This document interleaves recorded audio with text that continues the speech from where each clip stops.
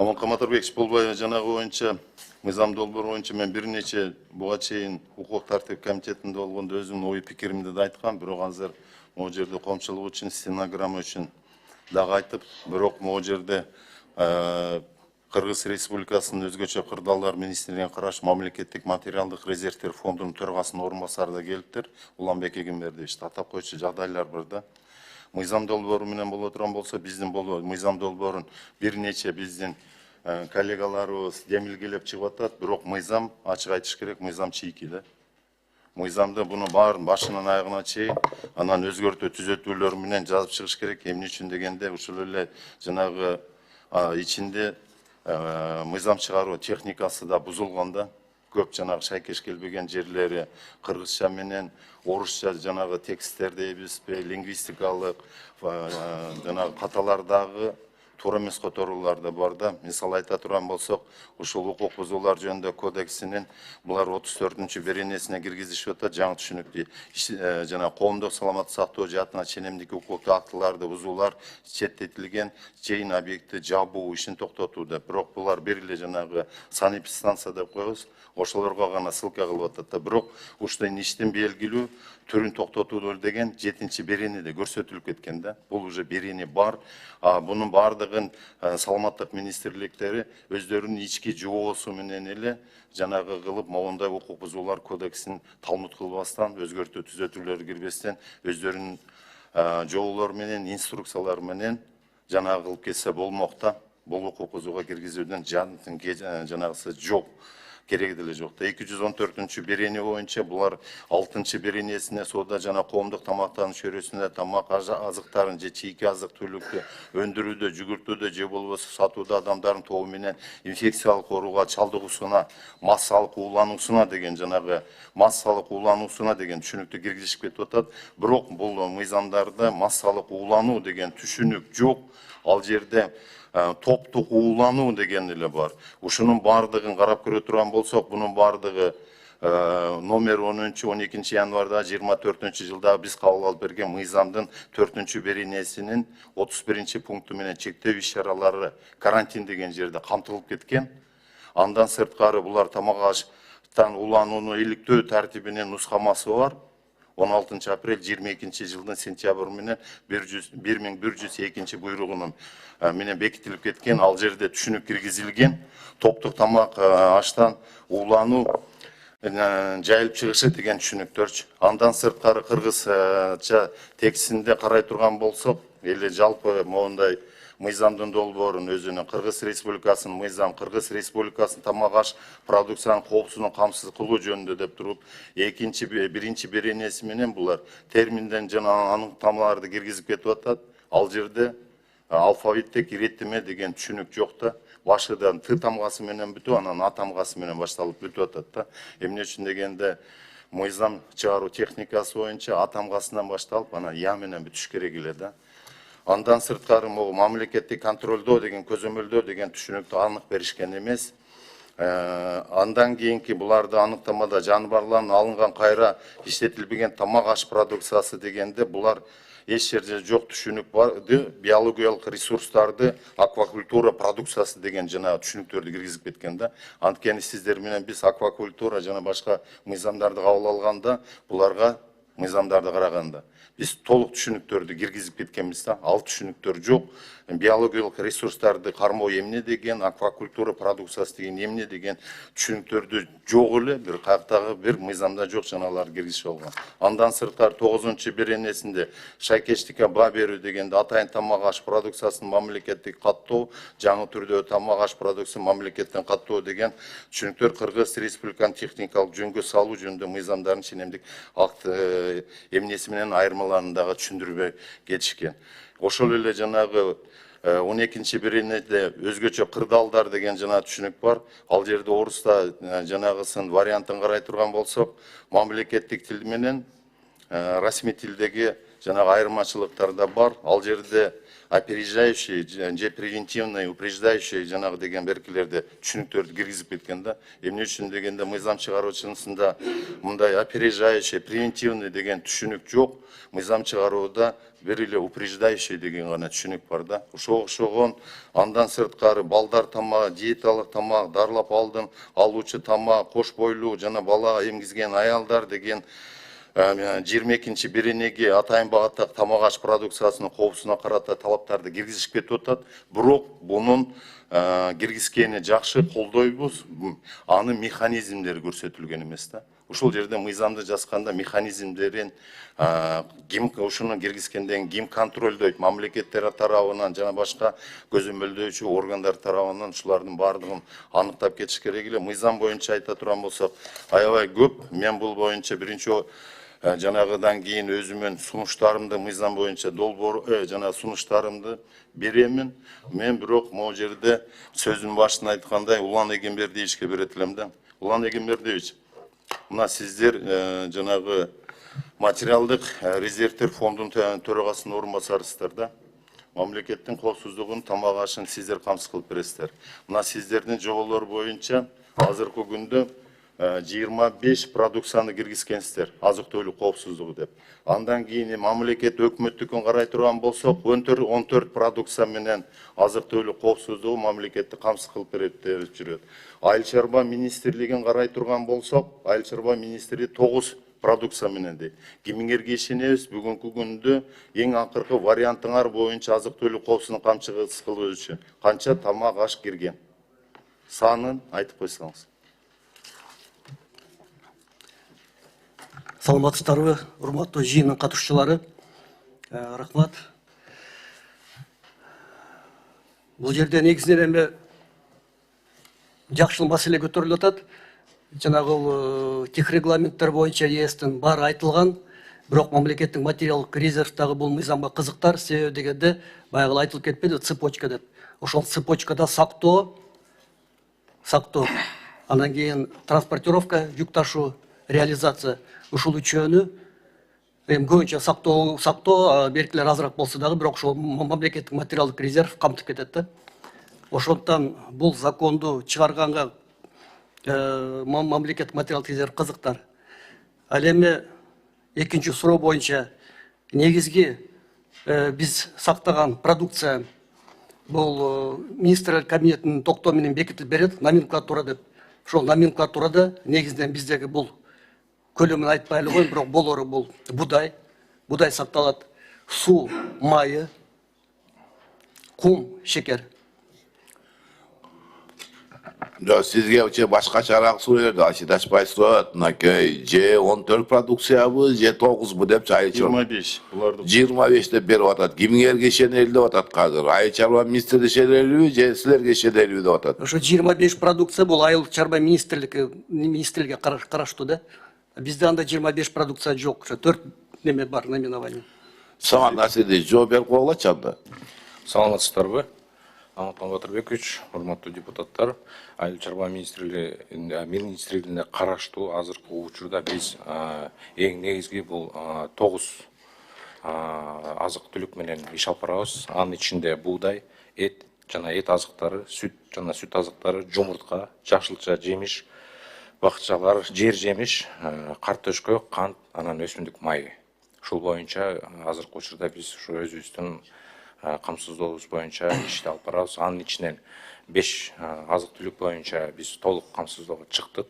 Дагы 2 камсыздоо боюнча биз мындайча айтканда 80%ке жакындадык. 80%ке өзүбүздүн өндүрүү 80%ке жакындаганда бул баягы камсыздалды деп эсептелет. 20% бул импорттук сода менен дагы алып келүү менен дагы камсыздаса болот. Калган 2 продукт боюнча биз иш алып барып атабыз. Ошондо силер 9-ун камсыз кылсаңар, 16-сын ким камсыз кылат мамлекетти? Номенклатура боюнча 25 продукция мамлекеттин азык-түлүк коопсуздугун камсыз кылат. Бунун бардыгы айыл чарба министрлиги, анан өзгөчө кырдаалдар ишине материалдык резервтер фондуна жүктөлгөн. 16-сын ким жооптуу? Ким контролдойт? Ким камсыз кылат? жалпысынан бардық айыл чарбага тиешелүү өсүмдүктөр боюнча Алишер Ташбаевич, биз айыл чарба министрлиги иш алып барат. Бул 25 список боюнча мен толук маалыматым жок экен, балким МЧСтен да тактап сурайлы, эски тизме мененби же болбосо өзгөчө кырдаалдар учурундагы дагы кандайдыр бир өзгөчө тизме болушу мүмкүн. Бирок азыркы учурда биз ошо 9 азык-түлүк боюнча өзүбүздү камсыздоо боюнча иш алып барып атабыз. Ошол азык-түлүктү камсыздоо боюнча биз 2 жыл мурун силерге тапшырма бергенбиз. Тактагыла, ошол 25 продукция киргизип алгансыңар, ошону азайтыра турган азайткыла. Бул жерде конкреттүү жооптуу жанагы министрликтерге тапшырма берип, мамлекетте тамак аш менен камсыздоо боюнча тапшырмаларды бергиле дегенбиз. Азырга чейин ошол номенклатураңарды аткарган жоксуңар. Ошол жерде жана ширеңкеге чейин, күгүрттейби ширеңкеге чейин киргизип алгансыңар. Ошолордун бардыгын алып келгиле, өзгөртүү түзөтүүлөрдү биз киргизип берели дегенбиз. Азыр болсо Айыл чарба министрлиги токтомду бузуп, булар өзү эле 9 эле продукцияны киргизип алган ички жоосу мененчи. Калгандары бүт бардыгы аткарылбастан турат. Уланбек Эгембердиевич, эми түшүнөбүз, сиздердин кээ бирлер купя сырлары бар, башкасы бар. Сиз ошол 9 продукция менен айтып берсеңиз, азыркы күндө өзгөчө кырдаалдар министрлигинин астына материалдык резервтер канча пайызга камтылган? Мамлекетке бир мисалы тонна же берки кирбей калган малда мамлекет канча айга чейин автономно жашаганга мүмкүнчүлүгү бар?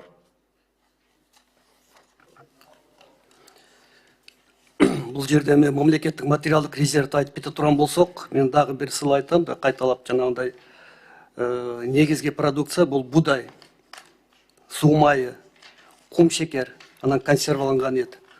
Өзү мыйзам боюнча пищевой безопасность жанагы 3 айдын ичинде биз ошол продукция менен ошо азыр мен айтылып кеткен уязвимые слоя населения деп жазылып кеткен, ошого 3 айга Ошол 9 жанагы тамак аштын түрү менен сиздер автономдук режимде мамлекет 3 айга чейин мамлекетти эл журту калай калты камсыз кылып бергенге силердин мүмкүнчүлүгүңөр барбы, жокпу? Мүмкүнчүлүк бар. Азыркы учурда мүмкүнчүлүк бар. Жакшы, Айыл чарба министрлигине өткөндө да бергем ушул сурооду, дагы кайталап атам. Карабыз, маалыматыбыз жок экен дегенсиңер. 9 ошол жанагы азык-түлүк коопсуздугу боюнча, товар боюнча мамлекет азыркы күндө канча пайыз өзүн өзү камсыз кылат?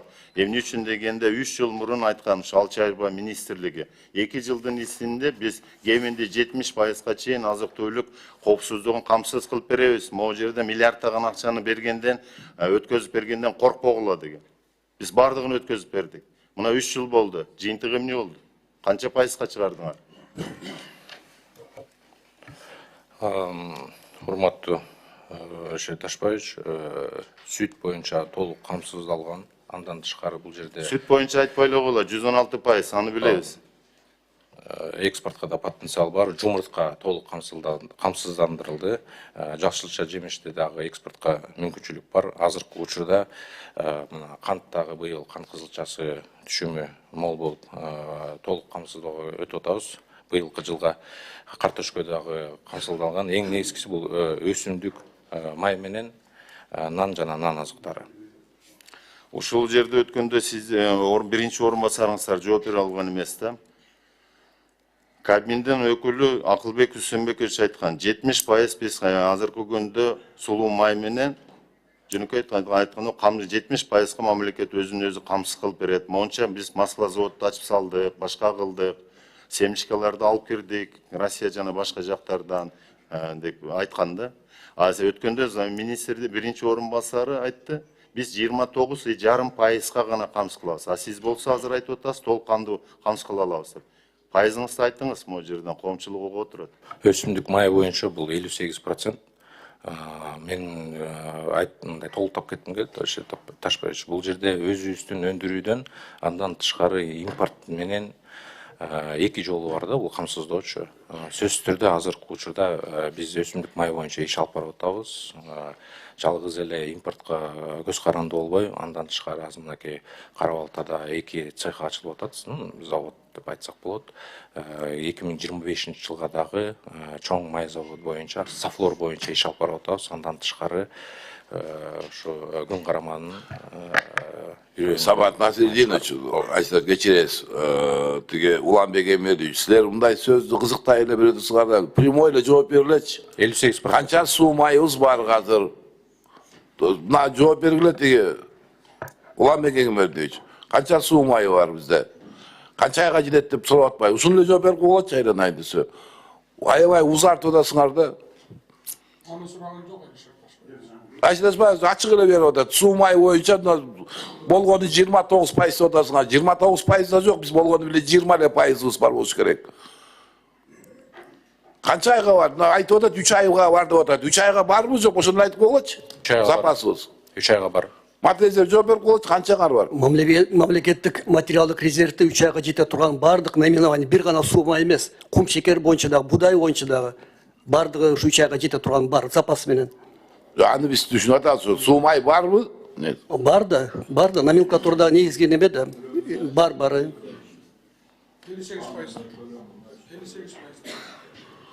Көлөмүн айтып койгула ошону мынакей. 58%. Тонна литр айтып коюңуз. Бул жерде уруксат этсеңиз, Самаркан Батырбекович, материалдык резервдин дагы бул өзү купуя сыры бар да, ошондуктан 3 ай деп айтылат да. Кийинки суроо. Могу жерде эт менен коопсуздугу менен силерчи эме жанагы 3 базарга ачып койгон социалдык лавкаңарды айтпай эле койгула, ал боюнча деле билебиз кандай экенчи. Эт менен мамлекет канча пайызга камтылды, ошону да так санын айткылачы. Канча пайыз эт менен өзүбүздү камсыз кылабыз? Азыркы учурда 78%га өзүбүздү камсыздайбыз. Бирок айта кетчү нерсе, бул азык түлүк коопсуздугуна, бул эми эркин базар экономикасы эң негизги маселе боюнча азыр мына жаңы жылга, майрамга карата мындай орусча айтканда спрос болуп, ошо баалар кичине көтөрүлгөн. Сентябрдан баштап буга биздин тирүү малдын экспорту дагы таасир эткен. Азыркы учурда убактылуу чектөөлөрдү киргиздик экспорт боюнча. Андан тышкары ошо өзүбүздүн жакынкы кошуналардан охлажденный эт деп коет, музатылган эт, свежий этти дагы киргизгенге НДСти алууга карап иштерин жүргүзүп атабыз азыр. Бул жүргүзүшүп аткан иштериңер жакшы. Эми аракет кылып атсаңар, НДСти алып башка кылыш үчүн бул баары деле жогорку кеңешке келесиңер, кеминде 3 ай өтүп кетет да. Аманкан Батырбекович, өткөндө отурумда ошондо сиз протоколдук тапшырма бердиңиз. Мен бир могу эт коопсуздугу боюнча жанагы айттым эле. Булардын жанагысы бар, эки мамлекеттин ортосунда келишими бар. Алапкы районунда Кескен Таш деген өткөрмө пункт бар. Ошол жерден мына мен кече түнү Алабокко Чаткалдан келдим да. Дагы эле мал өтүп атат. Булар айткан, азык-түлүк коопсуздук кабыл кылып бериш үчүн биз мал жандыктарды ошол өткөрмө пункттан 7 сентябрдан баштап токтоттук деп. Андан бери мал токтогон жок.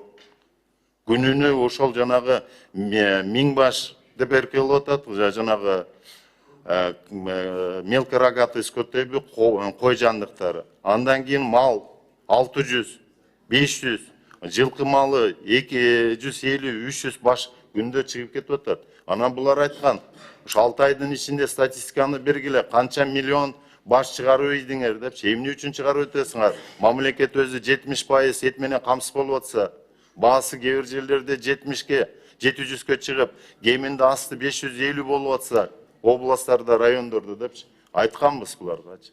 Булар эч кандай азыркы күнгө чейин маалымат берген жок. Бул боюнча эмне дейт? Статистикасын беребиз деген. Буларчы. Контроль Айыл чарба министрлигинде. Жооп берсин. Алишер Ташбаевич, туура айтасыз, 7 сентябрь айында ушу убактылуу чектөө киргизилген. Убактылуу чектөө киргизилген. Алишер Ташбаевич, бул сентябрдан баштап ноябрдын 28 ноябрына чейин, ошо 1 айдай болду да. 1 айдан кичине ашыгыраак. Бул биз баягы рынокты көрөлү дегенбиз. Өзү кандай реакция болду? Бул жерден жалгыз эле эттин баасы эмес, бул дыйкандарды дагы эске сала кетиш керек. Дыйкандар мисалы азыркы учурда өздөрү короодо баккан малын баягы кымбатыраак сатуу дагы болуп атат. Эми сиз туура айтып атасыз, бул регулируемый болуш керек. Азыркы учурда кайра чектөө кирди, 10-январга чейин кирди. Азыркы учурда коңшу Өзбекстан мамлекетине эч кандай тирүү мал жандык чыккан жок. Мен бул боюнча эмне иш алып барып атканыбызды да кошумчалап кетейин. НДСтен тышкары азыркы учурда биз ошо квота кылып киргизели деп атабыз. Азыркы министрликтерге биз уже макулдашууга жөнөттүк. Ошо кандайдыр бир баягы малдын санын аныктап, ошо сан эле чыксын деп мындай регуляторика кылары деп атабыз да. Сиз мага так санын айтып коюңуз. 6 айдын ичинде канча КРС, МРС анан жылкы чыгып кетти? 200 канча жанагы акча каражаты мамлекетке келип түштү? Азыр мен берип коем. КРС, крупнорогатый скот 260 миңге чыккан. Азыр мен так маалыматты берип коем сизге, Алишер Ташбаевич, бүгүнкү күнгө. Так маалыматты берсеңер, мен башка суроом деле жок. Рахмат көңүл бурганыңыздарга.